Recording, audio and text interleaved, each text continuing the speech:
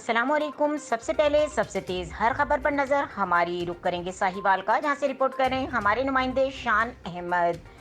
Sahiwal open market میں سستی سبزیوں اور پھلوں کی فراہمی کے لیے اقدامات مزید سخت کر دیے گئے۔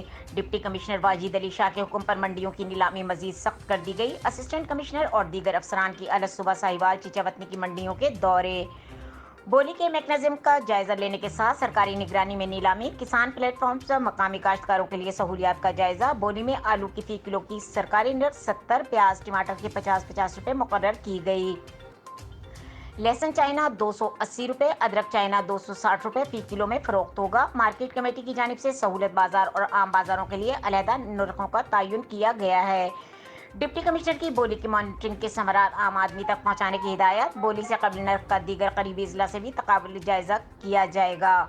مزید خبروں اور اپڈیٹ کے لیے دیکھتے رہیں کے نیوز چینل انٹرنیشنل۔